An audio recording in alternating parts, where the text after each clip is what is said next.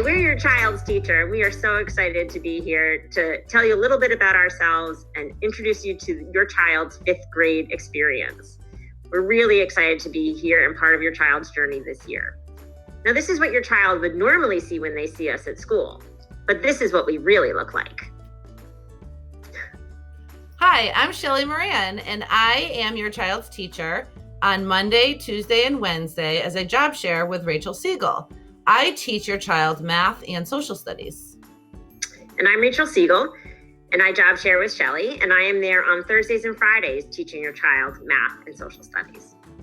And I'm Jen Jordan. I'm at school every day teaching ELA and science.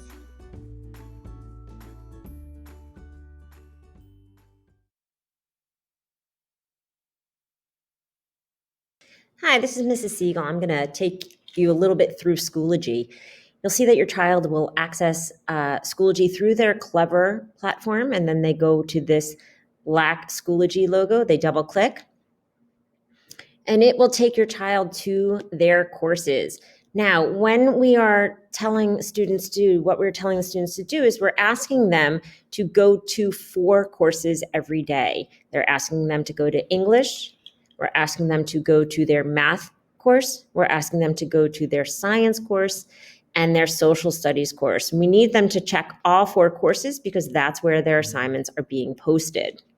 So if you are this student who we asked if we could use his account, and he said sure, and he is going to go into his English language arts class, and he is going to see if he is a green or an orange, and he is going to find the day, the assignment that when it is due, and he would say, for instance, Friday, October 16th, he was on his asynchronous day. He would go at home and he would read or listen to chapters 10 to 12 of Legend of Sleepy Hollow and complete the think marks for those chapters.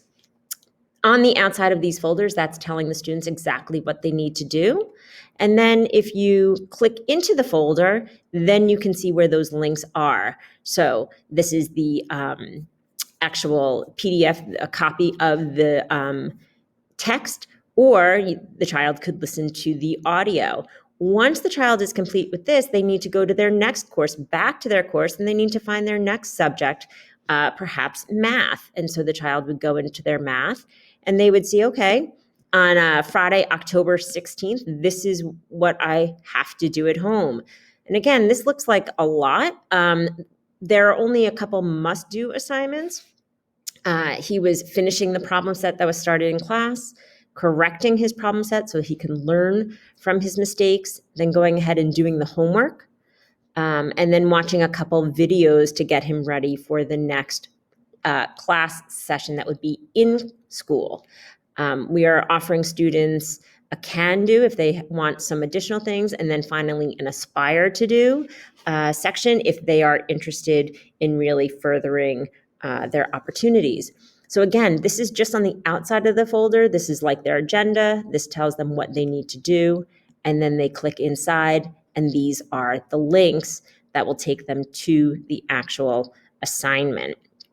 Now that math is done, your child is then going to go back to courses and is going to go to science and see what they have to do in science. And this child on Friday, October 16th, was going to go to Flocabulary through Clever and do 3 things: watch the phase of the moon, play the game, and take the quiz. Flocabulary is also through Clever. If I switch back to Clever, you can see that Flocabulary is this down here. This is another one of our tools that we use. And finally, now that we are done with 3 of our 4 subjects, 3 of our 4 cores, we go back to our final course and we look and see what we have to do in social studies. Again, it's his asynchronous day. Because they have a long-term project, this is what is going to be due for him next Friday, October 23rd, and that is the Native American Home Project, and they will be bringing it in on October 23rd. So hopefully this gives you a better sense of Schoology. We really encourage you to have your child show you around Schoology, help you understand. But what we are really, really hoping that you will do is make sure that your child, each day that they are home, goes to their courses, finds their 4 core courses, ELA, math, science, and social studies, and completes all of the assignments on the outside of that folder.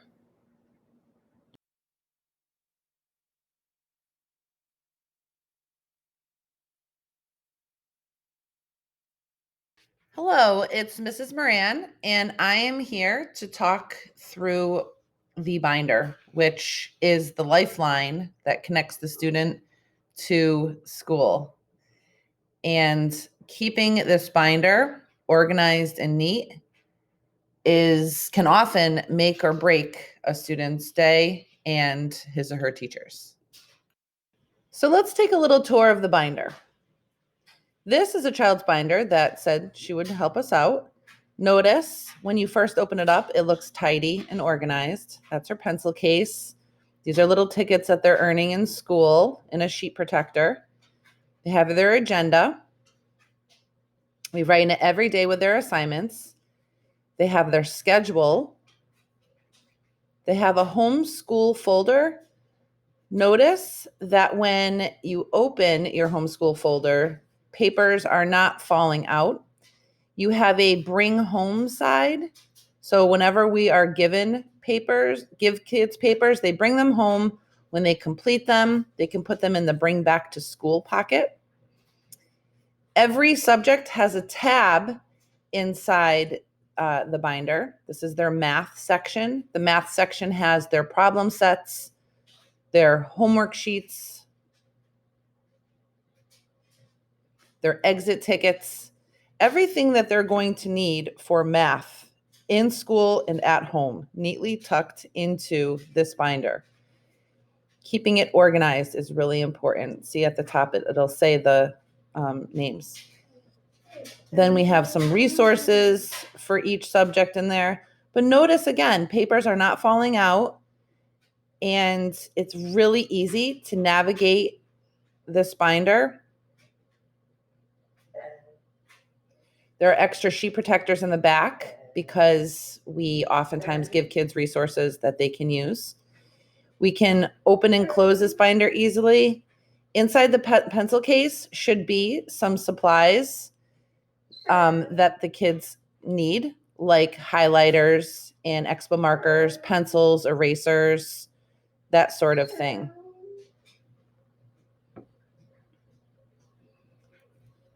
And that is the binder. Here are some additional suggestions for the pencil case and binder. Binder suggestions.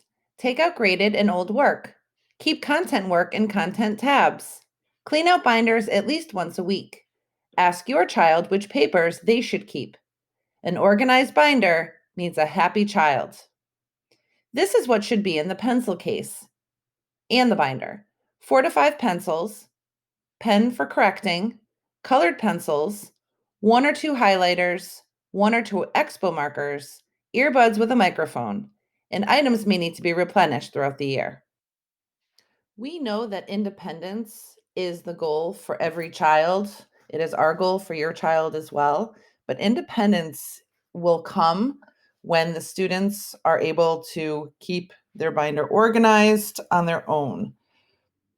In the meantime, we've met very few kids who have mastered that on their own. So we ask that parents help teach their child how to manage their papers, keep that binder organized. So at the end of each day, or maybe even at the end of each week, if you just take a little time with your child to help them get their materials back to an organized and tidy way, it would really benefit your child. Because if their binder is not organized, then it often leads to frustration on their part because they're not ready to learn when their papers are everywhere and coming out, and we have a binder explosion. So any help that you can provide your child is greatly appreciated. And yeah, we look forward to a great year. Thank you for listening.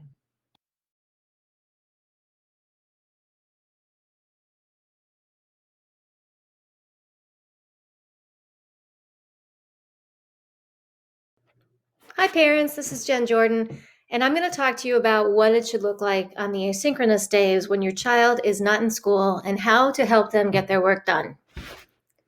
We think it's really important for the kids to have routines. We have routines in school, and the kids really thrive when they have them. So having some routines at home will be helpful. And I'm sure a lot of you are already doing this, but it helps your child get on a schedule during times of change. It helps to establish expectations. It offers stability during times of stress, which we are certainly in right now. And it encourages independence for your child. The most important thing for them to have when they're working is a dedicated and distraction-free workplace.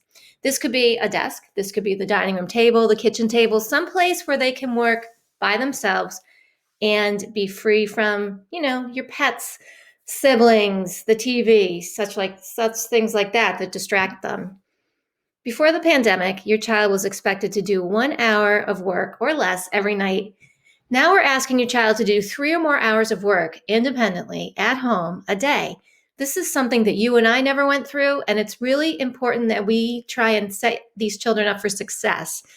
And it's important for them to do the following: have a daily schedule for work, have a dedicated workspace like I just mentioned, and access to a plug for recharging their Chromebook and pencils and paper. Now, how can we combat screen and remote learning fatigue? First thing we can do is encourage frequent movement breaks and physical activity. In the classroom, we always have the kids get up after, say, 20 minutes or so of work, so it's important to do that at home as well. Set limits on your child's working time or encourage them to do this. Maybe if they're working on a challenging math problem set, tell them that they have 20 minutes to work on it, and then get them up and moving. Go outside if it's a nice day. There's plenty of websites and videos that have fun movement breaks like Go Noodle, and if you want others, we will send them to you. Remind your child that if he or she is struggling, they can always email us. We may not get back to them until after the school day is over at 2:30, but we will get back to them with any answers to their questions. And also let us know what obstacles they're having, and we will work with you to come up with a solution. Finally, getting ready for the next day. Your child needs to bring the following items when they come back to school: a charged Chromebook. Now, last week, we saw a lot of problems with kids forgetting to charge their Chromebooks, and a lot of Chromebooks were showing up to school dead. And when we tried to get chargers, loaner chargers, we found out that not all Chromebooks have the same type of charger, which is kind of interesting. So if you could encourage them to charge it before they go to bed at night, and then put the Chromebook and the charger in their backpacks to bring to school. We also want them to bring a binder, headphones, pencils, and colored pencils. Finally, send them in with some water bottles. You may not be aware that the water fountains at school have been shut off due to COVID. So unless they're at lunch, getting water bottles at lunch, they don't have access to anything to drink unless it is packed and in their backpack. Please let us know if you have any questions. We are happy to help you figure them out, and we want to get your child as successful as possible for this crazy time that we're in. Have a great day.